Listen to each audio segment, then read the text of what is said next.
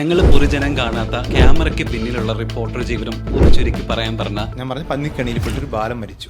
ഈ വാർത്ത നോർമലി കേട്ട് കഴിഞ്ഞാൽ നമുക്കൊന്നും അങ്ങനെ ഇമ്പാക്ട് ഉണ്ടാവില്ല. എവിടെയോ ഒരു മൂലയിൽ ഒരു ബാലൻ മരിച്ചു. പക്ഷേ ആ കുടുംബത്തിന്റെ കണ്ണുനീർ നമ്മൾ കാണുകയാണെങ്കിൽ നിങ്ങൾക്ക് അതിന്റെ ഇമ്പാക്ട് ഉണ്ടാവുമോ? തീർച്ചയായിട്ടും ആ ഇമ്പാക്റ്റിന് വേണ്ടി നമ്മൾ സ്വാഭാവികമായിട്ടും ക്യാമറകൾ അവരുടെ മുഖത്തേക്ക് വെക്കണം. അനവസരത്തിലും അസ്ഥാനത്തും കൊണ്ടുപോയി മൈക്ക് വെക്കുന്ന ഒരു പ്രവണത, ഇതൊക്കെ നമ്മൾ ഈ അടുത്ത കാലത്ത് കാണുന്ന ഒരു മരണ വീട്ടിൽ ചെന്നിട്ട് ചോദിക്കാൻ പാടില്ലാത്തതും മൈക്ക് വെക്കാൻ പാടില്ലാത്ത സ്ഥലത്തൊക്കെ ഈ പറഞ്ഞ പോലെ മാധ്യമപ്രവർത്തകർ കൊണ്ടുപോയി മൈക്ക് വെക്കുക. ഞാൻ വിശ്വസിക്കുന്നത് ചിലയിടങ്ങളിലേക്ക് ക്യാമറ വെക്കാതിരിക്കുന്നതും കൂടിയാണ് മാധ്യമ പ്രവർത്തനം എന്നാണ് ഞാൻ വിശ്വസിക്കുന്നത്. ചില ചാരിറ്റി പ്രവർത്തകരൊക്കെ നിങ്ങൾ നന്നായിട്ട് കരയണം കേട്ടോ എന്ന് പറയുന്നവരുണ്ട്. അത് നമ്മൾ കുറ്റം പറയാൻ പറ്റില്ല, കാരണം കരഞ്ഞിട്ടില്ലെങ്കിൽ ഇതിന് ഫണ്ട് വരില്ലല്ലോ. അതെ, ഇവിടെ രേണു സുധിക്ക് ഒരു മാർക്കറ്റ് വാല്യൂ ഉണ്ട് എന്ന് കരുതി വളരെ ലീഡിംഗ് ആയിട്ടുള്ള ഒരു വെബ്സൈറ്റിൽ 6 ന്യൂസാണ് പോയേക്കുന്നത്. എല്ലാ സങ്കടങ്ങളും എല്ലാ കരച്ചിലുകളും കണ്ണീരും ഒന്നും ക്യാമറയ്ക്ക് മുന്നിൽ വരേണ്ടതല്ല എന്ന് പറയരുത്. ചില കണ്ണീരുകൾ ക്യാമറയ്ക്ക് മുന്നിൽ വീഴണം എന്ന് തന്നെയാണ് പറയുന്നത്. ആ പരസ്യം തരുന്ന കമ്പനികൾക്കെതിരെ വാർത്ത കൊടുക്കുമ്പോൾ സെൻസർ ചെയ്യപ്പെടാറുണ്ട്. ഒരു സൂപ്പർ സ്റ്റാർ ബ്രാൻഡ് അംബാസിഡർ ആയിട്ടുള്ള ഒരു കറി പൗഡർ, ആ കറി പൗഡറിൽ വലിയ രീതിയിൽ മായം കണ്ടുപിടിച്ചിട്ടുണ്ട്. അത് ഒരു ചാനലിൽ പോലും എനിക്ക് ആ കമ്പനിയുടെ പേരൊക്കെ അറിയാം. മായം കലർന്നു എന്ന് പറയപ്പെടുന്ന ഒരു ഡോക്യുമെന്റ് എവിഡൻസ് അതിനില്ല. പ്രിസ്ക്രൈബ്ഡ് അവധികളല്ല, ഇന്ന ദിവസം അവധിയെടുത്ത് അങ്ങനെയല്ല, ഒരു ടൈം ഷെഡ്യൂൾ ഉണ്ടാകണമെന്നില്ല. അതൊക്കെ ഒരു മാധ്യമ പ്രവർത്തനത്തിൻ്റെ ട്രെയിനിങ് സമയത്ത് നമ്മൾ കുറച്ചൊരു ബുദ്ധിമുട്ടായിട്ടൊക്കെ തോന്നിയേക്കാം. അയ്യോ, എനിക്ക് മറ്റുള്ളവരൊക്കെ കല്യാണത്തിന് പോകുമ്പോൾ എനിക്ക് പോകാൻ പറ്റുന്നില്ല, കുടുംബത്തിലൊരു ഫംഗ്ഷൻ ഉണ്ടാകുമ്പോൾ, ഫ്രണ്ട്സിനിടയിൽ ഒരു ഫംഗ്ഷൻ ഉണ്ടാകുമ്പോൾ. ഇപ്പോൾ ജഗതി ശ്രീകുമാർ മിംസ് ആശുപത്രിയിൽ പരിക്ക് പറ്റി കിടക്കുമ്പോൾ നമ്മൾ എത്രയോ ദിവസങ്ങളോളം അര സെക്കൻഡ് ഫസ്റ്റ് ഓൺ ഏഷ്യാനെറ്റ് അല്ലെങ്കിൽ ഫസ്റ്റ് ഓൺ റിപ്പോർട്ടർ വാട്സാപ്പ് വഴി ഇംഗ്ലീഷ് പഠിക്കാൻ ഇംഗ്ലീഷ് കഫേ ഉള്ളപ്പോൾ ഇംഗ്ലീഷ് ഒരു വിഷയമേ അല്ല. English cafe presents you the perfect English. English cafe, we present you the perfect English. WhatsApp now 9633388575. ഒരു ഡോക്ടറുടെ ലൈഫ് നമുക്കറിയാൻ സാധിക്കുമായിരിക്കും, ചിലപ്പോൾ എഞ്ചിനീയറുടെ, ചിലപ്പോൾ വക്കീലിൻ്റെ. പക്ഷെ ഒരു റിപ്പോർട്ടറുടെ ലൈഫ് നമുക്കറിയുമോ എന്ന് ചോദിച്ചു കഴിഞ്ഞാൽ നമ്മൾ നെറ്റി ചുളിക്കേണ്ടി വരും. കാരണം ഇവരെ കല്ലെറിയുന്ന സമയത്ത് അല്ലെങ്കിൽ ഇവരെ ട്രോൾ ചെയ്യുന്ന സമയത്ത് ഇവരുടെ ഭാഗം കൂടെ അറിഞ്ഞിരുന്നെങ്കിൽ എന്ന് എനിക്ക് എപ്പോഴും തോന്നാറുണ്ട്. റിപ്പോർട്ടർമാരുടെ ഭാഗം പറയാൻ, അവരുടെ വേർഷൻ സംസാരിക്കാൻ we have A reporter from reporter news. Hi ചേട്ടാ, നമസ്കാരം. B S Sreejith. ഹലോ.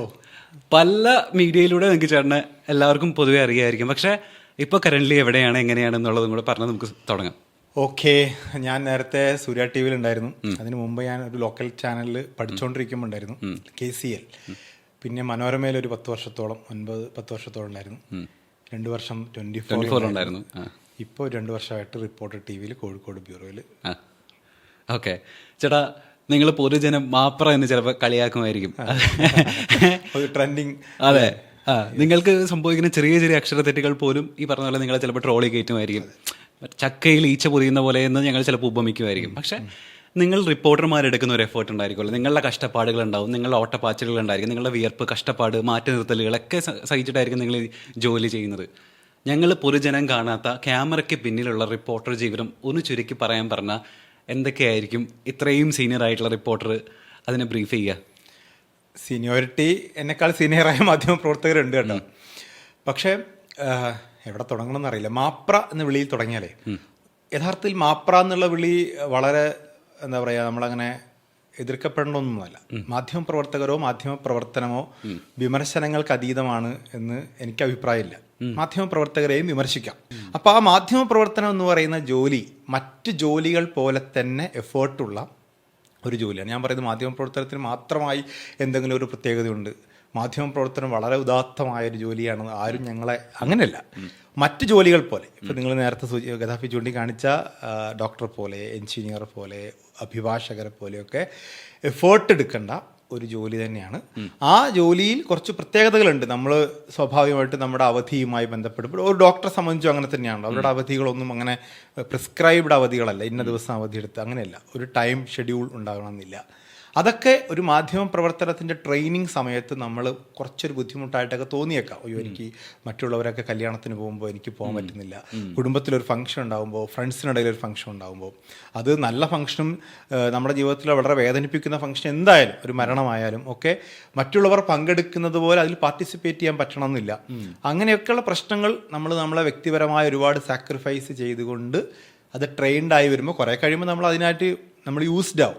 സ്വാഭാവികമായിട്ടും അതങ്ങനെ വലിയൊരു ത്യാഗമായിട്ടൊന്നും ഇപ്പം എന്നെ സംബന്ധിച്ച് അങ്ങനെ കുടുംബത്തിലൊരു ഫംഗ്ഷൻ അല്ലെങ്കിൽ നാട്ടുകാരുടെ ഒരു ഫംഗ്ഷൻ കൂടാൻ പറ്റുന്നില്ല എന്നുള്ളത് അങ്ങനെ ഒരു വിഷമമായിട്ടൊന്നും തോന്നാറില്ല. പക്ഷേ ഏർലി സ്റ്റേജുകളിലൊക്കെ നമുക്ക് തോന്നാവുന്ന ഒരു കാര്യമാണ്. അപ്പോൾ അതുകൊണ്ട് ഇതൊരു ജോലിയാണ് എന്നെല്ലാവരും മനസ്സിലാക്കണം. മാപ്രകളെന്ന് കളിയാക്കുമ്പോൾ ഇതൊരു ജോലിയാണ്.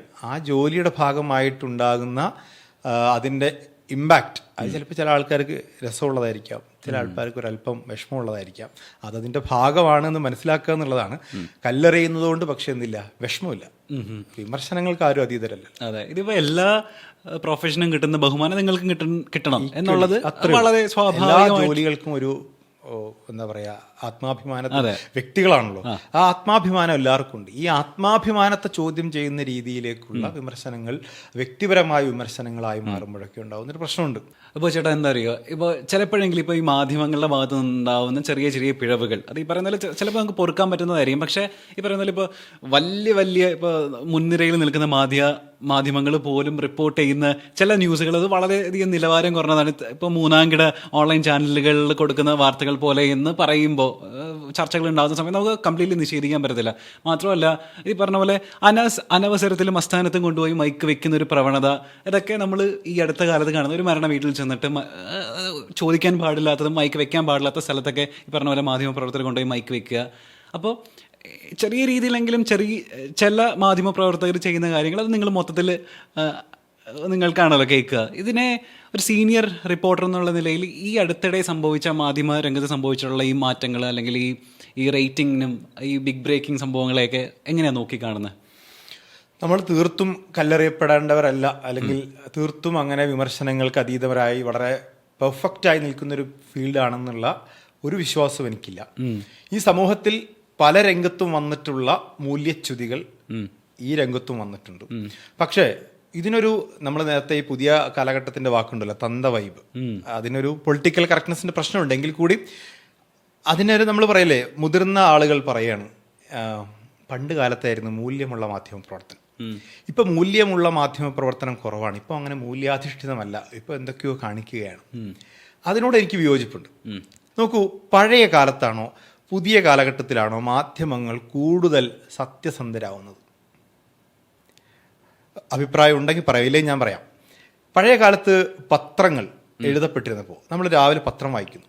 ഈ പത്രത്തിലൊരു വാർത്ത തെറ്റാണെങ്കിൽ നമ്മൾ എന്ത് ചെയ്യും? എന്നെക്കുറിച്ചൊരു വാർത്ത തെറ്റായിട്ട് വന്നു, നമ്മൾ ആ പത്രപ്രവർത്തകനെ പോയി കണ്ടിത് തെറ്റാണ് കേട്ടോ, ഇങ്ങനെയല്ല എന്ന് ആ പത്രപ്രവർത്തകനെയും പത്രമാധ്യമ സ്ഥാപനത്തെയും ബോധ്യപ്പെടുത്തിയാൽ നാളെ രാവിലെ തിരുത്തുണ്ടാവും. 24 മണിക്കൂറിന് ശേഷം ആണ് അതിൻ്റെ ഒരു തിരുത്ത് വരുന്നത്.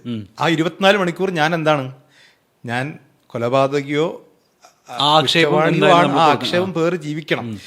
ഇന്ന് അങ്ങനെയാണോ?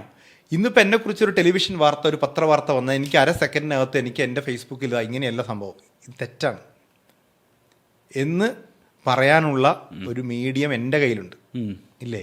അപ്പോൾ ഓരോരുത്തരും മാധ്യമ പ്രവർത്തകരാകുമ്പോൾ ട്രൂത്ത്ഫുൾനെസ് എന്ന് പറയുന്നത്, ഇപ്പം ഞാനൊരു മാധ്യമ പ്രവർത്തകർ എന്ന രീതിയിൽ ഞാൻ അക്കൗണ്ടബിൾ ആവുന്നത് കൂടുതലാണോ കുറവാണോ? കൂടുതലാണ്.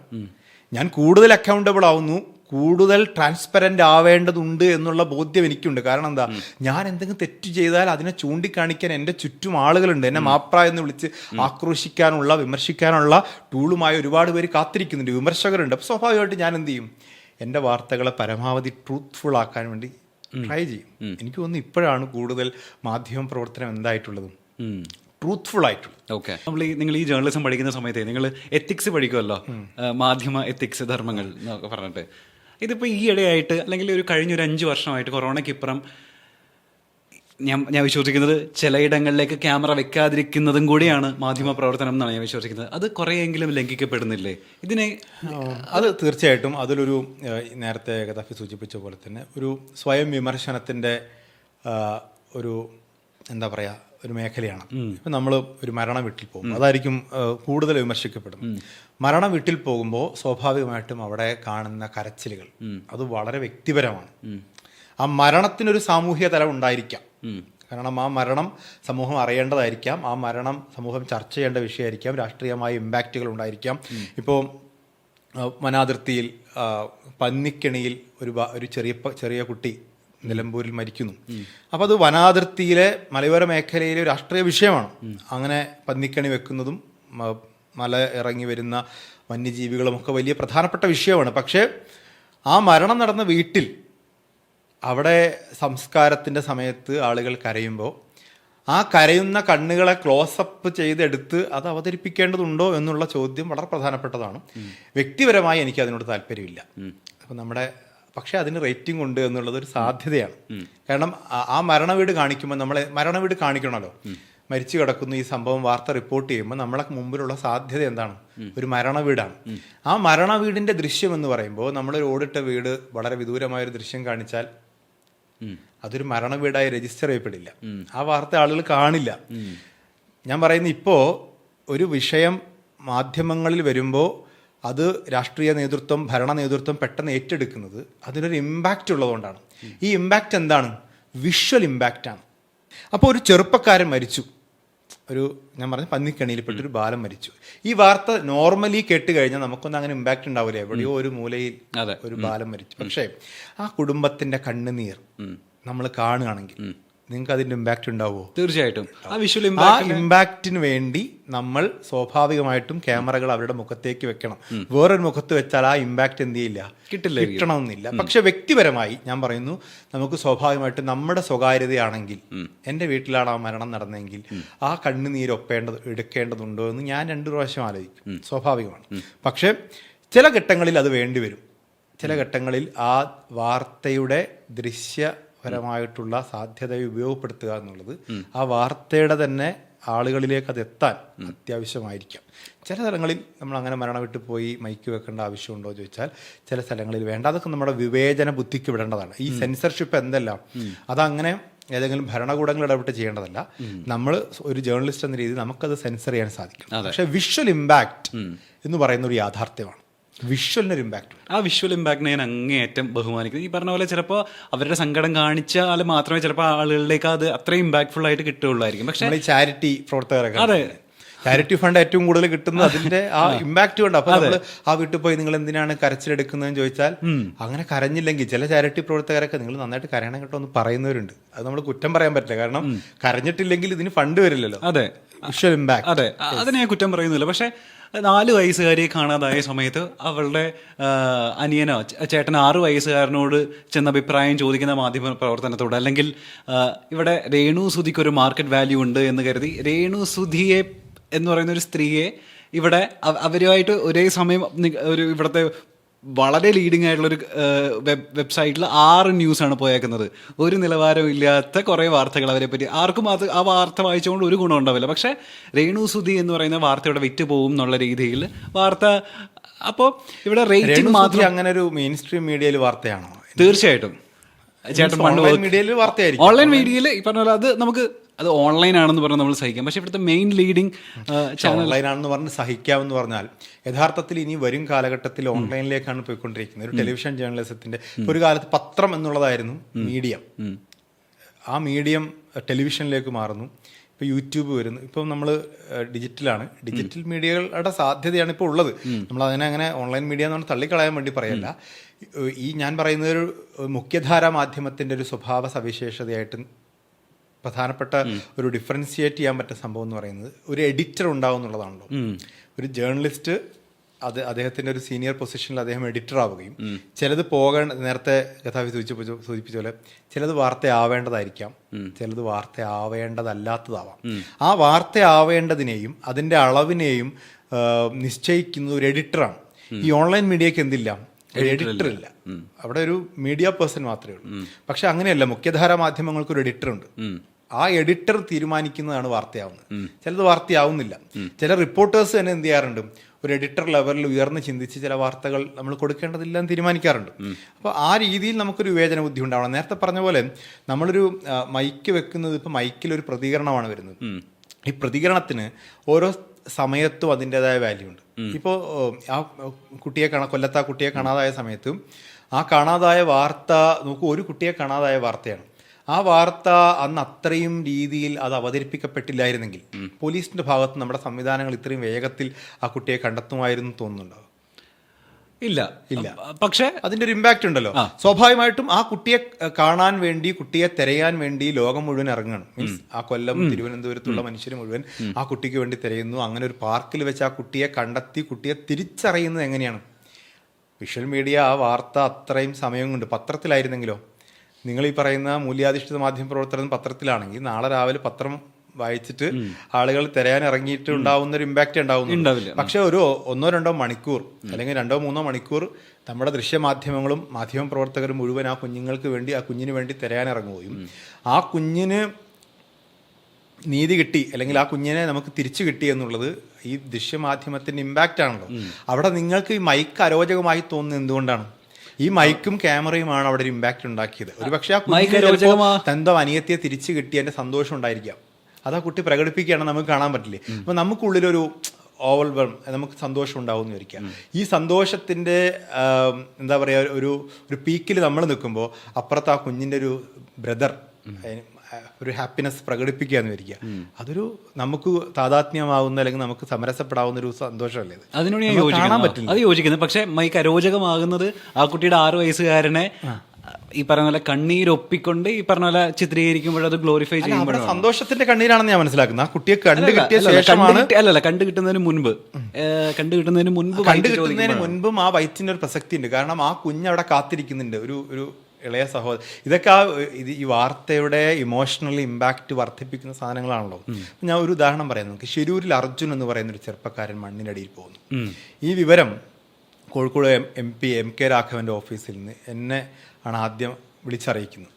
അപ്പം നമ്മുടെ ഒരു ജേർണലിസ്റ്റ് സാനിയോ മനോമി അവിടെ പോയി നോർമലി MP ഓഫീസിൽ സഹായമായി വന്ന ഒരു കുടുംബത്തിന്റെ പ്രതികരണം എടുക്കുന്നു. അവരുടെ ബ്രദർ അവിടെ കാണാതായിരിക്കുന്നു. നമ്മൾ ആ വാർത്ത കൊടുത്തു. ആ വാർത്ത കൊടുത്ത് നമ്മുടെ കാസർഗോഡ് ബ്യൂറോയിൽ നിന്ന് ഒരു സംഘം ആളുകൾ ശിരൂരിലേക്ക് എത്തുകയും അവിടെ നിന്ന് ആ വിഷ്വൽ ഇമ്പാക്റ്റ്, ഒരു മണ്ണിടിഞ്ഞിങ്ങനെ കിടക്കുകയാണ്, ലോറി കാണുന്നില്ല, വലിയൊരു ലോറി കാണാതായി. ഈ മണ്ണിൽ അവരുണ്ട്, മണ്ണിനടിയിൽ അവനുണ്ട് എന്ന് അവിടുത്തെ റിപ്പോർട്ടർ പറയാണ്. ഈ മണ്ണിനടിയിൽ ആ ലോറിയുണ്ട്, ആ ലോറിക്കുള്ളിൽ ചിലപ്പോൾ ജീവനോടെ അർജുനുണ്ടായിരിക്കാം. നേരെ മറിച്ച് നമ്മളിവിടുന്ന് വേറെ റിപ്പോർട്ട് ചെയ്യാം, ശിരൂരിലൊരു മണ്ണടിച്ചിലുണ്ടായിട്ടുണ്ട്, അതിൽ ലോറി കുടുങ്ങിയിട്ടുണ്ട്, ചിലപ്പോൾ അതിനകത്ത് ഒരാളുണ്ടായിരിക്കാം എന്നാണ് പറയുന്നെങ്കിൽ വിഷ്വൽ ഇമ്പാക്റ്റ് ഇല്ല എന്ന് വിചാരിക്കാം. വിഷ്വൽ ഇമ്പാക്റ്റ് ഇല്ലെങ്കിൽ ആരാണ് അർജുന് വേണ്ടി തെരച്ചിൽ നടത്താൻ പോകുന്നത്? നമ്മളെ മലയാളികൾ എത്ര ഓരോ വീടുകളിലും ഓരോ അമ്മമാര്, എൻ്റെയൊക്കെ ഫോണിലേക്ക് അന്ന് എൻ്റെ ഫോണൊക്കെ ഈ വെബ്സൈറ്റിൽ നമ്പർ കൊടുത്തിട്ടുണ്ട് നമ്മളെ കമ്പനി, അതിലേക്ക് ഓരോ അമ്മമാരും വിളിച്ചിട്ട് എന്തെങ്കിലും കണ്ടെത്താൻ പറ്റുമായിരിക്കും അല്ലേ എന്ന് ചോദിക്കുന്ന, അവനവൻ്റെ കുഞ്ഞിനെ നഷ്ടപ്പെട്ടതുപോലെ ഒരു അമ്മയും അല്ലെങ്കിൽ ഓരോ വീട്ടുകാരും അർജുനെ അന്വേഷിച്ചത് എന്തുകൊണ്ടാണ്? ഡോക്ടർ അരുൺ അവിടെ പോയി അവിടുത്തെ സിറ്റി പോലീസ് കമ്മീഷണറോട് തർക്കിച്ച് അവിടേക്ക് ഞങ്ങളെയും കൂടി കടത്തി വിടണം, ഞങ്ങളുടെ ഒരു ജീവൻ അവിടെ ഉണ്ട്. അപ്പോൾ ആ സിറ്റി പോലീസ് കമ്മീഷണറുടെ ചോദ്യമുണ്ട്, ഏതാണ് VVIP? ഒരു ലോറി ഡ്രൈവർ അല്ലേ, ഒരു VVIP ഒന്നും അല്ലല്ലോ. ഇത്രയും മാധ്യമങ്ങൾ, അതൊരു മാധ്യമങ്ങൾ, ഇന്നത്തെ ദൃശ്യമാധ്യമങ്ങളെ കല്ലെറിയുന്നവർ ആലോചിക്കണ്ടേ? അതൊരു മാധ്യമത്തിൻ്റെ ഇമ്പാക്റ്റ് അല്ലേ? നിങ്ങൾ ആരാണ് ഇവിടെ ഒരു VVIP മണ്ണിൽ കുടുങ്ങിയിരിക്കുന്നത്? ഞങ്ങളുടെ നാട്ടിൽ ഇങ്ങനെ ഒരാൾ മണ്ണിനടി കുടുങ്ങിയ ഇത്രയും പേരൊന്നും അന്വേഷിച്ചിറങ്ങാറില്ലല്ലോ. ഈ മാധ്യമങ്ങളൊക്കെ ഇവിടെ എന്തിനു വന്നു എന്ന രീതിയിൽ കർണാടകയിലെ MPയും MLAയും അവിടുത്തെ സിറ്റി പോലീസ് കമ്മീഷണറും ഒക്കെ ചോദിക്കുകയാണ്, ആരാണ് ആ VVIP?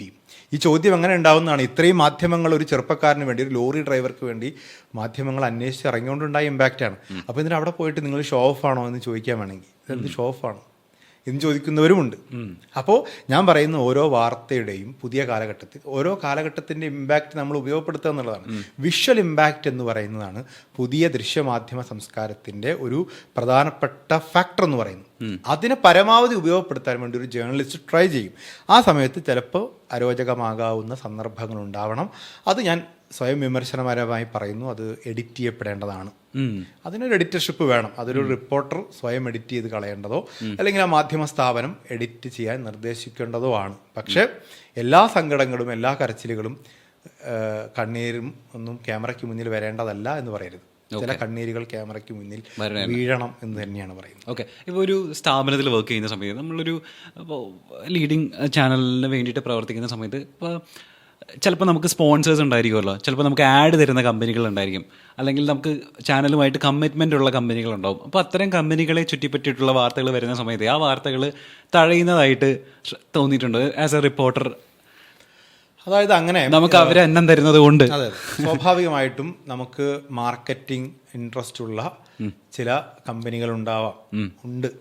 അതിൽ നമ്മൾ മറച്ചു വെച്ചിട്ടൊന്നും കാര്യമില്ല. എല്ലാ സ്ഥാപനങ്ങൾക്കും പരസ്യമാണ് ഇതിന്റെ പ്രധാനപ്പെട്ട വരുമാന മാർഗം. ആ പരസ്യം തരുന്ന കമ്പനികൾക്കെതിരെ വാർത്ത കൊടുക്കുമ്പോൾ സെൻസർ ചെയ്യപ്പെടാറുണ്ട്. അതിനൊരു അളവുണ്ട്. ഏതളവിൽ?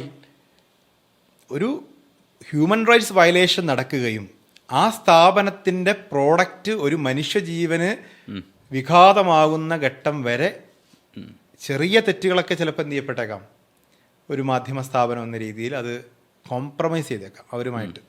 ബട്ട് ഇപ്പോഴും ഞാൻ പറയുന്നു, അതൊരു മനുഷ്യജീവന് അല്ലെങ്കിൽ ഒരു മാനുഷികമായ ഒരു ഹ്യൂമൻ റൈറ്റ്സ് വയലേഷൻ അവിടെ നടക്കുന്നുണ്ടെങ്കിൽ സ്വാഭാവികമായിട്ടും മാധ്യമങ്ങൾ അതിലിടപെടും. ആ പരസ്യം വേണ്ടെന്ന് വെക്കാൻ ധൈര്യം കാണിക്കുന്ന സ്ഥാപനമാണ് ഞാനിപ്പോൾ ജോലി ചെയ്യുന്ന സ്ഥാപനം ഉൾപ്പെടെ പല സ്ഥാപനങ്ങളിലും അത് കണ്ടിട്ടുണ്ട്. പക്ഷേ കോംപ്രമൈസ് ഉണ്ട് ചില ഘട്ടങ്ങളിലൊക്കെ. ചില ഒരു ഹോസ്പിറ്റൽ, ആ ഹോസ്പിറ്റലിലൊക്കെ ചിലപ്പോൾ ചില മെഡിക്കൽ നെഗ്ലിജൻസുകളോ വാർത്തയായിട്ട് വരും. നമ്മൾ ആ മെഡിക്കൽ നെഗ്ലിജൻസിൽ ചിലപ്പോൾ ഹോസ്പിറ്റലിനൊരു എക്സ്പ്ലനേഷൻ ഉണ്ടാവും, അവർക്ക് അത് ഇങ്ങനെ സംഭവിച്ചതാണ്. നമുക്കിപ്പോൾ ആ വാർത്തയുമായിട്ട് വരുന്ന ഒരാളെ സംബന്ധിച്ച് അവരുടെ ആരെങ്കിലും ഏറ്റവും വേണ്ടപ്പെട്ടവരുടെ ജീവൻ നഷ്ടപ്പെട്ടിട്ടുണ്ടാവും, ഒരു ഓപ്പറേഷൻ. പക്ഷേ അതൊരു മെഡിക്കൽ നെഗ്ലിജൻസ് ആയി കണക്കാക്കാൻ സാധിക്കില്ല എന്നുള്ള ഒരു എക്സ്പ്ലനേഷൻ ചിലപ്പോൾ ഹോസ്പിറ്റൽസ് പറഞ്ഞാൽ ചിലപ്പോൾ നമ്മൾ എന്ത് ചെയ്യും, ആ വാർത്തകൾ നെഗ്ലക്റ്റ് ചെയ്യാറുണ്ട്. പക്ഷേ ഒരു മനുഷ്യൻ്റെ ജീവൻ, ആ മനുഷ്യൻ്റെ ജീവൻ പൊലിഞ്ഞു പോകുമ്പോൾ അതിൽ ക്രൂരമായ രീതിയിലുള്ളൊരു നെഗ്ലിജൻസ് ഏതെങ്കിലും ആശുപത്രിക്ക് സംഭവിച്ച് അങ്ങനെ ഒരു ആശുപത്രിയെ സംരക്ഷിച്ചതിൻ്റെ വാർത്ത ഇന്നേ വരെ എവിടെയും വന്നിട്ടുണ്ടാവില്ല. എനിക്കറിയുന്നൊരു കറി പൗഡർ ഉണ്ട് ഇവിടുത്തെ ലീഡിങ് ഒരു സൂപ്പർ സ്റ്റാർ ബ്രാൻഡ് അംബാസിഡർ ആയിട്ടുള്ള ഒരു കറി പൗഡർ. ആ കറി പൗഡറിൽ വലിയ രീതിയിൽ മായം കണ്ടുപിടിച്ചിട്ടുണ്ട്. അത് ഒരു ചാനലിൽ പോലും എനിക്ക് ആ കമ്പനിയുടെ പേരൊക്കെ അറിയാം. പക്ഷെ ഞാൻ പറയുന്നത് അത് കണ്ടുപിടിച്ചിട്ടില്ല എന്നാണ് ഞാൻ മനസ്സിലാക്കുന്നത്. ഇത് എല്ലാ ആഘോഷവേളകളിലും ഓൺലൈനിൽ പ്രചരിപ്പിക്കുന്ന ഒരു വാർത്തയാണ്. ഈ ഒരു കറി പൗഡർ അതിൽ വലിയ തോതിൽ മായം ചേർത്തിട്ടുണ്ട്, അത് കഴിച്ചാൽ ക്യാൻസർ വരും എന്നൊക്കെ പറഞ്ഞിട്ടുള്ള വാർത്തകൾ. യഥാർത്ഥത്തിൽ അങ്ങനെ ഉണ്ടോ എന്നുള്ളത് ഞാൻ നേരത്തെ ജോലി ചെയ്ത സ്ഥാപനം പരിശോധിച്ചിട്ടുള്ളതാണ്. കാരണം ഈ വാർത്ത ഇങ്ങനെ ഇടയ്ക്കിടയ്ക്ക് വരുന്നു. അപ്പോൾ നമ്മളിതിങ്ങനെ നമുക്കന്ന് ആ മാധ്യമ സ്ഥാപനത്തിന് പരസ്യമില്ല, ഈ പറയുന്ന പർട്ടിക്കുലർ കമ്പനിയുടെ പരസ്യം ഇല്ലാത്ത സമയത്ത് അവരത് വളരെ കൃത്യമായി പരിശോധിച്ചിട്ടുണ്ട്. അവരെന്ന് പറയും ഞങ്ങളടങ്ങുന്ന ഒരു സംഘം പരിശോധിച്ചിട്ടുണ്ട്. അതിന് കൃത്യമായ തെളിവില്ല. മായം കലർന്നു എന്ന് പറയപ്പെടുന്ന ഒരു ഡോക്യുമെൻ്റ് എവിഡൻസ് അതിനില്ല. അത് ഇപ്പോഴൊന്നും വന്നു തുടങ്ങിയതല്ല. എനിക്കൊന്ന് വാട്സപ്പിൽ ഇങ്ങനെ സാധനങ്ങൾ പ്രചരിപ്പിക്കാൻ തുടങ്ങുന്ന കാലഘട്ടം മുതൽ ഈ ഒരു കമ്പനിക്കെതിരെ ഏതെങ്കിലും ആഘോഷവേളകളിൽ അത് വരിക. ശ്രദ്ധിച്ചാൽ മനസ്സിലാവും. ഒന്നും ഒരു ഓണം സീസൺ അല്ലെങ്കിൽ ഒരു പെരുന്നാൾ സീസൺ, ഇത് കറി പൗഡറിന് കൂടുതൽ ആളുകൾ യൂസ് ചെയ്യുന്നൊരു സമയത്തായിരിക്കും ഇത് വരിക. അത് ഒരു പക്ഷേ വ്യാജമായ വാർത്തയായിരിക്കാം, അല്ലെങ്കിൽ ഇത് കൈകാര്യം ചെയ്യപ്പെടേണ്ട സമയം കഴിഞ്ഞു. കാരണം നമുക്കിപ്പോൾ മാധ്യമങ്ങൾ തിരസ്കരിച്ചാൽ പോലും ഒരു സ്റ്റാൻഡേർഡ് ഉണ്ടല്ലോ, FSSAI ലൈസൻസ് എന്ന് പറയുന്ന സംവിധാനം ഉണ്ടല്ലോ. ആ ലൈസൻസ് എടുക്കുമ്പോൾ അല്ലെങ്കിൽ നമുക്ക് തന്നെ എന്ത് ചെയ്യാം, ഒരു സാധാരണ സിറ്റിസൺ ഇത് കൊണ്ടുപോയിട്ട് നമ്മുടെ ഫുഡ് സേഫ്റ്റി ലാബുകളിൽ കൊണ്ടുപോയാൽ പരിശോധിക്കാൻ പറ്റും. ആരെങ്കിലും ഇതിൻ്റെ റിസൾട്ടുമായി വന്നിട്ടുണ്ട് ഇന്നവരെ? ഊരില്ലാത്ത പേരില്ലാത്തൊരു വാർത്ത വാട്സപ്പിൽ ഇടയ്ക്കിടയ്ക്ക് വരാറുണ്ട്. പക്ഷേ ഇതിൻ്റെ ഒരു ഔദ്യോഗികമായിട്ടുള്ള ഒരു ഡോക്യുമെൻ്റൽ എവിഡൻസ് ഒരു സ്ഥിരീകരിച്ച് ഉണ്ടായിട്ടില്ല. ഇപ്പം ഞാൻ ചോദിക്കട്ടെ, ഇപ്പോൾ റിപ്പോർട്ടർമാരാവുന്ന സമയത്ത് ഇപ്പം നിങ്ങൾക്ക് എല്ലാ വാർത്തകളും റിപ്പോർട്ട് ചെയ്യേണ്ടി വരുമല്ലോ. ഇപ്പോൾ ചിലപ്പോൾ VIPസിനെ പറ്റിയിട്ടുള്ള സെലിബ്രിറ്റീസിനെ പറ്റിയിട്ടുള്ള വാർത്തകളായിരിക്കാം, ചിലപ്പോൾ അവർക്കെതിരെയുള്ള വാർത്തകളായിരിക്കാം. ഈ വാർത്തകളൊക്കെ റിപ്പോർട്ട് ചെയ്തതിന് ശേഷം പിന്നീട് എപ്പോഴെങ്കിലും അവരെ നേരിൽ കാണുന്ന സമയത്ത് അവർ ഫേസ് ചെയ്യാനുള്ളൊരു ബുദ്ധിമുട്ടോ ഒരു ഓക്വേർഡ്നെസ്സോ ഉണ്ടായിരുന്നു. അതെങ്ങനെയാണ് നിങ്ങൾ ഹാൻഡിൽ ചെയ്യുന്നത്? റിപ്പോർട്ടേഴ്സ് ചിലപ്പോൾ ഇൻ്റർവ്യൂവിൽ പോലും ചിലപ്പോൾ നിങ്ങൾ കണ്ടുമുട്ടിയേക്കാം പിൽക്കാലത്ത്. അങ്ങനെ ഉണ്ടായിട്ടുണ്ട്. ഞാൻ പൊളിറ്റിക്കലായിട്ടുള്ള വാർത്തകളാണ് എൻ്റെ കുറഞ്ഞ അനുഭവ പരിചയത്തിൽ റിപ്പോർട്ട് ചെയ്തിട്ടുള്ളത്. കൂടുതലും പൊളിറ്റിക്കൽ വാർത്തകളാണ്. ഈ പൊളിറ്റിക്കൽ വാർത്തകൾ റിപ്പോർട്ട് ചെയ്യപ്പെടുന്ന സമയത്ത് സ്വാഭാവികമായിട്ടും ചില ഉൾപാർട്ടി പ്രശ്നങ്ങളൊക്കെ ആയിരിക്കും. രാഷ്ട്രീയ പാർട്ടിക്ക് അകത്തുള്ള അന്തചിത്രങ്ങൾ, അവർ തമ്മിലുള്ള ക്ലാഷുകളൊക്കെ ആയിരിക്കും നമ്മൾ വാർത്തയാക്കുന്നത്. അപ്പോൾ ഈ വാർത്തകൾ വരുന്ന സമയത്ത് നമുക്ക് വാർത്തകൾ വളരെ ക്രെഡിബിളായ സോഴ്സിൽ നിന്ന് കിട്ടുന്നു, നമ്മൾ അവതരിപ്പിക്കുമ്പോൾ അവിടുത്തെ ഔദ്യോഗിക പക്ഷം നമുക്കെതിരാവും സ്വാഭാവികമായിട്ട്. അങ്ങനെ ഞാൻ റിപ്പോർട്ട് ചെയ്യുന്ന ഒരു രാഷ്ട്രീയ പാർട്ടിയുമായി ബന്ധപ്പെട്ട് എന്നെ അതിൻ്റെ പ്രധാനപ്പെട്ട ലീഡർ എനിക്കെതിരെ വളരെ പരസ്യമായി ബൈറ്റ് കൊടുക്കുകയും എൻ്റെ പേര് പറയാണ്ട് തന്നെ ഇങ്ങനെ കോഴിക്കോട്ട് നിങ്ങളുടെ ഒരാളുണ്ടല്ലോ എന്ന് പറഞ്ഞ്, പക്ഷെ അതൊന്നും ഞാൻ വ്യക്തിപരമായിട്ട് എടുത്തിട്ടില്ല. വലിയ അഴിമതി ആരോപണങ്ങളൊക്കെ ഉന്നയിച്ചിട്ടൊക്കെ ഉണ്ട്, വ്യക്തിപരമായി തന്നെ ഉന്നയിച്ചിട്ടുണ്ട്. എന്നെക്കുറിച്ച് സ്ഥാപനത്തിൽ പരാതിപ്പെട്ടിട്ടുണ്ട്. പക്ഷെ എൻ്റെ സ്ഥാപനം എന്നെ വിശ്വസിച്ചിട്ടുണ്ട്, ഇപ്പോഴും എന്നെ വിശ്വസിക്കുന്നുണ്ട്. സ്വാഭാവികമായിട്ടും അത് അദ്ദേഹത്തിൻ്റെ ഒരു മാനസിക പ്രയാസം ഉണ്ടാവുന്നതാണ്. ഇപ്പോൾ അദ്ദേഹം ഔദ്യോഗിക പക്ഷം അല്ലാത്തതുകൊണ്ട് എനിക്ക് അത്തരത്തിൽ പ്രശ്നമില്ല, നല്ല ബന്ധമാണ് ഇപ്പോൾ. സ്വാഭാവികമായിട്ടും അതുണ്ടാവും. അതുകൊണ്ട് നമുക്ക് അങ്ങനെ വാർത്ത കൊടുക്കാതിരിക്കാൻ പറ്റില്ലല്ലോ എന്ന് കരുതി നമ്മൾ വ്യക്തിപരമായി ആക്രമിക്കുന്ന, ഞാനെന്നല്ല ഒരു ജേർണലിസ്റ്റും എന്ത് ചെയ്യാറില്ല, വ്യക്തിപരമായി ആക്രമിക്കുന്ന വാർത്തകൾ ആർക്കെതിരും കൊടുക്കാൻ മടിക്കും. വ്യക്തിപരമായ അത്രയും തെളിവുകളുള്ള അങ്ങനെയുള്ള സംഭവങ്ങൾ മാത്രമേ റിപ്പോർട്ട് ചെയ്യാറുള്ളൂ. പേഴ്സണലി നമ്മൾ എന്ത് ചെയ്യാറില്ല, ആരെയും അറ്റാക്ക് ചെയ്യാറില്ല. രാഷ്ട്രീയ പ്രസ്ഥാനമാകുമ്പോൾ സ്വാഭാവികമായിട്ടും അതിനുള്ളിലുള്ള വാർത്തകളൊക്കെ എല്ലാം വാർത്തകളാണ്, അത് വാർത്തയാവും. പിന്നെ ആ വ്യക്തിബന്ധങ്ങൾക്ക് ഇപ്പോൾ എൻ്റെ വീട്ടിലൊരു എൻ്റെ അച്ഛൻ മരിച്ച സമയത്തേക്ക് ആ നേതാവ് എൻ്റെ വീട്ടിൽ വരികയൊക്കെ ചെയ്തിട്ടുണ്ട്. എന്ന് പറഞ്ഞാൽ വ്യക്തിബന്ധങ്ങൾക്കൊന്നും പ്രശ്നമില്ല. പക്ഷേ അദ്ദേഹം വലിയ നേതാവായിരിക്കുമ്പോൾ സ്വാഭാവികമായിട്ടും അദ്ദേഹത്തിൻ്റെ എന്താ പറയുക, ആ നേതൃത്വ പാടവത്തിനൊക്കെ ഉണ്ടാകുന്ന വിമർശനങ്ങളെ വ്യക്തിപരമായിട്ട് തിരിച്ചും അറ്റാക്കൊക്കെ ഉണ്ടായിട്ടുണ്ട്. അത് നമ്മളങ്ങനെ അഡ്ജസ്റ്റ് ചെയ്ത് പോകും. ഈ ജേർണലിസ്റ്റുകളെ പറ്റി കഥ പറയുന്ന സിനിമകൾ മലയാളത്തിൽ വളരെ കുറവാകുന്നത്. സ്വലയുണ്ട്, പിന്നെ ദിലീപിൻ്റെ വേറെ മറ്റൊരു പടം കൂടെയാണുള്ളത്, നിഖില വിമലിലൊക്കെ ഉള്ളത്. അതിൽ സ്വലയിൽ കാണിക്കുന്നുണ്ട്, അതായത് ഒരു നേതാവ്, ഒരു അറിയപ്പെടുന്ന ഒരു നേതാവ് മരണക്കിടക്കയിൽ ആവുന്ന സമയത്ത് ആഴ്ചകളോളം ദിവസങ്ങളോളം അദ്ദേഹത്തിൻ്റെ വീടിൻ്റെ മുന്നിൽ പാർക്ക് ചെയ്യേണ്ടി വരുന്ന ഈ ജേർണലിസ്റ്റ് കൂട്ടങ്ങൾ. അത് നമ്മൾ ആ സിനിമ കണ്ട് നമ്മൾ ചിരിച്ചിട്ടുണ്ട്. പക്ഷെ അതിനേക്കാൾ അപ്പുറം നമ്മൾ ചിന്തിക്കേണ്ട ഒരു സറ്റയർ രീതിയിൽ അത് അവതരിപ്പിച്ചേക്കുന്നത്. അങ്ങനെ ഒരു സാഹചര്യം നിങ്ങളുടെ റിയൽ ലൈഫിൽ വരുന്ന സമയത്ത് ഒരു VIP യോ അല്ലെങ്കിൽ ഒരു ആരെങ്കിലും ഇത്തരം വാർത്താ പ്രാധാന്യമുള്ള ഒരാളിങ്ങനെ മരണശൈലിയിൽ കിടക്കുന്ന സമയത്ത് നിങ്ങളുടെ ലൈഫ് ഏതാണ്ട് അതുപോലെയൊക്കെ തന്നെയാണോ? തീർച്ചയായിട്ടും. അത് ഒരു ഈ പത്രമാധ്യമങ്ങളെയൊക്കെ സൂക്ഷ്മമായി നിരീക്ഷിക്കുന്ന ആരോ എഴുതിയ തിരക്കഥയൊക്കെ ആയിരിക്കും സ്വാഭാവികമായിട്ടും. ഞാൻ പറയുന്നത് അങ്ങനെ ഉണ്ട്. നമ്മളിപ്പോൾ എൻ്റെ കരിയറിൽ തന്നെ ഞാൻ ബാംഗ്ലൂർ ജോലി ചെയ്യുന്ന സമയത്താണ് നമ്മുടെ G Karthikeyan sir Bangalore HCG ആശുപത്രിയിൽ വളരെ ഗുരുതരാവസ്ഥയിൽ എത്തുന്നത്. അപ്പോൾ സ്വാഭാവികമായിട്ടും നമുക്കതങ്ങനെ അദ്ദേഹം ആരുടെയും മരണം ആഗ്രഹിച്ചുകൊണ്ടല്ല അത്. നമ്മളെ സംബന്ധിച്ച് അദ്ദേഹത്തിൻ്റെ ജീവൻ വളരെ പ്രധാനപ്പെട്ടതാണ്, അദ്ദേഹത്തിൻ്റെ ആരോഗ്യസ്ഥിതി വളരെ പ്രധാനപ്പെട്ടതാണ്. ഈ ആരോഗ്യസ്ഥിതിയിൽ എന്തെങ്കിലും മാറ്റം വരുന്നുണ്ടോ എന്ന് അറിയാൻ കേരളത്തിലെ പ്രേക്ഷകർ ആഗ്രഹിക്കുന്നു. അദ്ദേഹം സ്പീക്കറാണെന്ന് തോന്നുന്നു. അപ്പോൾ സ്വാഭാവികമായിട്ടും അദ്ദേഹത്തിൻ്റെ ആരോഗ്യസ്ഥിതിയിൽ മാറ്റമുണ്ടായാൽ, നല്ല മാറ്റങ്ങൾ, ഇപ്പോൾ ജഗതി ശ്രീകുമാർ മിംസ് ആശുപത്രിയിൽ പരിക്കുപറ്റി കിടക്കുമ്പോൾ നമ്മൾ എത്രയോ ദിവസങ്ങളോളം, അത് അദ്ദേഹത്തിന് മരണം ആഗ്രഹിച്ചിട്ടല്ലല്ലോ, സ്വാഭാവികമായിട്ടും നമ്മൾ അവിടെ കാത്തിരിക്കുന്ന അദ്ദേഹം തിരിച്ചു വരുമെന്നൊരു പ്രതീക്ഷയിലാണ്. ഓർമ്മയുണ്ടോയെന്ന് അറിയില്ല ഗത്താഫിക്ക്. അതായത് അന്നത്തെ ദിവസങ്ങൾ എല്ലാ ദിവസവും വാർത്ത അദ്ദേഹത്തിൻ്റെ പോസിറ്റീവായ മാറ്റങ്ങളെക്കുറിച്ചായിരുന്നു. അദ്ദേഹത്തിൻ്റെ വിരലനക്കത്തെക്കുറിച്ച്, അദ്ദേഹം തിരിച്ചു വരും എന്നുള്ള അത് പോസിറ്റീവായുള്ള കാത്തിരിപ്പുണ്ടെന്നേ. ഒരിക്കലും അതൊരു മരണത്തെ കാത്തിരിപ്പല്ല, അത് ഇൻഫർമേഷൻ പാസ് ചെയ്യുക എന്നുള്ളത്. അദ്ദേഹത്തിൻ്റെ ആരോഗ്യസ്ഥിതി വഷളാവുന്നു അല്ലെങ്കിൽ ആരോഗ്യസ്ഥിതി മെച്ചപ്പെടുന്നു, ഈ വിവരം കൊടുക്കുക എന്നുള്ളത് വളരെ പ്രധാനപ്പെട്ടതാണല്ലോ. ഇപ്പോൾ കഴിഞ്ഞ ദിവസം ഉണ്ണി ബാലകൃഷ്ണൻ്റെ ഒരു ഇൻ്റർവ്യൂവിൽ അദ്ദേഹം പറയുന്നത് മരണങ്ങൾ ഒരിക്കലും ബ്രേക്കിംഗ് ന്യൂസുകളല്ല, മരണങ്ങൾ കൺഫേം ചെയ്തിട്ടേ കൊടുക്കാൻ പാടുള്ളൂ. അത് വളരെ വളരെ കൃത്യമായൊരു സംഭവം. എൻ്റെ എക്സ്പീരിയൻസിൽ ഞാൻ ബാംഗ്ലൂരുള്ളപ്പോൾ UR അനന്തമൂർത്തി, നമ്മൾ MG യൂണിവേഴ്സിറ്റിയുടെ ഒക്കെ വൈസ് ചാൻസലറായിരുന്ന, ജ്ഞാനപീഠ പുരസ്കാര ജേതാവായിട്ടുള്ള വലിയ എഴുത്തുകാരനൊക്കെ ആയിട്ടുള്ള UR അനന്തമൂർത്തി ബാംഗ്ലൂരിൽ മരിക്കുന്ന ദിവസം, ഞാൻ അന്ന് മനോരമയിലാണ്, ബാംഗ്ലൂരുവിലാണ്. അപ്പോൾ രാവിലെ 11 മണിയായപ്പോൾ കൈരളിയിലൊരു വാർത്ത വന്നു, UR അനന്തമൂർത്തി മരണപ്പെട്ടു. അപ്പോൾ എന്നെ ഡെസ്കിൽ നിന്ന് വിളിച്ചു, ഇങ്ങനെ അനന്തമൂർത്തി മരിച്ചു എന്ന് കൈരളിയിൽ വാർത്തയുണ്ടല്ലോ. അപ്പോൾ ഞാൻ മണിപ്പാൽ ആശുപത്രിയുടെ PRO വിളിച്ച് അന്വേഷിക്കുന്നു. അപ്പോൾ അവർ പറഞ്ഞില്ല, മരിച്ചിട്ടില്ല. അപ്പോൾ ഞാൻ പറഞ്ഞില്ല, മരിച്ചിട്ടില്ല. അപ്പോൾ ഞാൻ എന്ത് വെച്ചാൽ ഞാൻ എൻ്റെ ഓഫീസിൽ നിന്ന് നേരെ ഇറങ്ങി മണിപ്പാൽ ആശുപത്രിയിലേക്ക്. എന്തോ അന്നത്തെ ഒരു എൻ്റെ ഭാഗ്യം കൊണ്ട് ഞാൻ അങ്ങോട്ട് പോയി. അപ്പോൾ വൈകിട്ടൊരു 3-3:30 മണിയായപ്പോഴേക്കും ഏഷ്യാനെറ്റ് ന്യൂസിൽ വാർത്ത വന്നു, UR അനന്തമൂർത്തി മരിച്ചു. അപ്പോൾ ഏഷ്യാനെറ്റ് വളരെ ആധികാരികമായി റിപ്പോർട്ട് ചെയ്യപ്പെടുന്നൊരു സ്ഥാപനമായതുകൊണ്ട് എന്നെ വീണ്ടും വിളിച്ചു ഇങ്ങനെ. അപ്പം ഞാൻ പറഞ്ഞു, ഞാനിവിടെ ഉണ്ട്, അദ്ദേഹം മരണപ്പെട്ടിട്ടില്ല, അദ്ദേഹത്തിൻ്റെ വിരലനങ്ങുന്നുണ്ട്. അപ്പം കുറച്ച് കഴിഞ്ഞാൽ മാതൃഭൂമി കൊടുക്കുന്നു, ബ്രേക്ക് ചെയ്യുന്നു. മാതൃഭൂമി കൊടുത്തു എന്ന് മാത്രമല്ല, അന്ന് MP വീരേന്ദ്രകുമാർ സാർ ജീവിച്ചിരിക്കുന്ന സമയമാണ്. അദ്ദേഹം അനുശോചനമൊക്കെ രേഖപ്പെടുത്തി UR അനന്തമൂർത്തിക്ക്. അത് കഴിഞ്ഞ് ദൂരദർശൻ യു ആർ അനന്തമൂർത്തി മരിച്ചു. കാരണം ദൂരദർശൻ പറഞ്ഞ സർക്കാർ സ്ഥാപനമാണ്. അത് ഒരു ദൂരദർശൻ കൊടുത്താൽ പിന്നെ നമുക്ക് ആ വാർത്തയുടെ ക്രെഡിബിലിറ്റിയെ കുറിച്ച് അന്വേഷിക്കേണ്ട ആവശ്യമില്ല. അപ്പോഴും എന്നെ ഡെസ്കിൽ നിന്ന് വിളിച്ചിട്ടും എൻ്റെ ന്യൂസ് ഡയറക്ടർ ആയിട്ടുള്ള ജോണി ലൂക്കോസ് മുതൽ അവിടുത്തെ കോർഡിനേറ്റിംഗ് എഡിറ്ററും ഇൻപുട്ട് എഡിറ്ററും സാധാരണ ഡെസ്കിലുള്ള ഡെസ്ക് ചീഫ് അടക്കം ദിനു പ്രകാശ് ഉൾപ്പെടെ എന്നെ വിളിച്ച് പറഞ്ഞു, നിന്റെ ഉത്തരവാദിത്തം മാത്രമായിരിക്കും ഈ വാർത്ത വൈകിയാൽ. ഞാൻ പറഞ്ഞു, നിങ്ങൾ അവിടെ നിന്ന് കൊടുത്തോ വാർത്ത. എന്നെ സംബന്ധിച്ച് ഞാൻ ഇവിടെ നിന്ന് അത് റിപ്പോർട്ട് ചെയ്യില്ല. കാരണം എൻ്റെ മുമ്പിൽ അദ്ദേഹം ജീവനോടെ ഉണ്ട്. കുറച്ച് കഴിഞ്ഞൊരു 10-15 മിനിറ്റ് കഴിഞ്ഞപ്പോൾ ദൂരദർശൻ ആ വാർത്ത വലിക്കുകയും ഖേദപ്രകടനം നടത്തുകയും ചെയ്തു.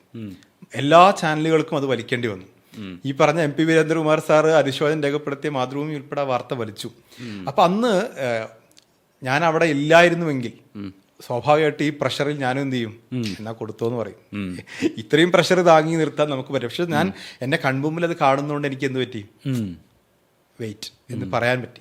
അപ്പോൾ ഇത്തരത്തിൽ ഈ മരണവാർത്തകൾ റിപ്പോർട്ട് ചെയ്യുന്നതിലൊക്കെയുള്ള ആദ്യം കൊടുക്കണം എന്നുള്ള ഒരു, ആദ്യം കൊടുത്തില്ലെങ്കിൽ പ്രശ്നമാവും എന്നുള്ളതൊക്കെ അന്ന് വൈകുന്നേരം ഞങ്ങളുടെ ഇൻപുട്ട് എഡിറ്റർ അദ്ദേഹത്തിൻ്റെ ഫേസ്ബുക്കിൽ ബാംഗ്ലൂർ ബ്യൂറോയെ പ്രശംസിച്ചുകൊണ്ടൊരു കുറിപ്പൊക്കെ ഇട്ടിരുന്നു. അദ്ദേഹം അങ്ങനെ ഫേസ്ബുക്ക് ഒന്നും അങ്ങനെ ഉപയോഗിക്കുന്ന ആളല്ല. പക്ഷേ അത് എല്ലാ കാലത്തും ഇത്തരത്തിലുള്ള പ്രശ്നം ഉണ്ടായിട്ട് പല സിനിമാ നടന്മാരുടെയും നടിമാരുടെയും ഒക്കെ മരണത്തിൽ മരിക്കാതെ തന്നെ അവരെ മരിപ്പിച്ച സംഭവങ്ങൾ ഉണ്ടായിട്ടുണ്ട്. അപ്പൊ അതിലൊക്കെ ഒരു ജാഗ്രത ഉണ്ടാവണം. അതൊന്നും കരുതി നമ്മളവിടെ ആ ആശുപത്രിയിൽ പോയി ഈ വിവരങ്ങൾ അന്വേഷിക്കുന്നതിൽ തെറ്റില്ല. ഞാൻ പറഞ്ഞില്ലേ, അനന്തമൂർത്തി മരിച്ചു എന്ന് ഞാൻ ഓഫീസിലിരുന്നാണ് അന്വേഷിക്കുന്നതെങ്കിൽ ഒരുപക്ഷെ ഞാൻ എന്ത് ചെയ്യും, ഞാൻ ആ പ്രഷറിൽ പെട്ടുപോകും. ഞാൻ ആ സ്പോട്ടിൽ പോയി ഞാൻ അവിടെ കാവലിരുന്നോണ്ടാണ് എനിക്ക് അദ്ദേഹത്തിന്റെ മരണവാർത്ത പോസിറ്റീവായി റിപ്പോർട്ട് ചെയ്യാൻ പറ്റിയത്. അല്ലെങ്കിൽ അതിനെ പോസിറ്റീവ് മീൻസ് ആക്യുറസി എന്ന് പറയുന്ന പ്രധാനപ്പെട്ട എത്തിക്സിൽ പ്രധാനപ്പെട്ടതാണ് ആക്യുറസി. ആക്യുറേറ്റ് ആവാൻ സാധിച്ചത് ഞാൻ സ്പോട്ടിലുള്ളതുകൊണ്ടാണ്. അത് സ്വലയാണ് സത്യത്തിൽ. അതെ.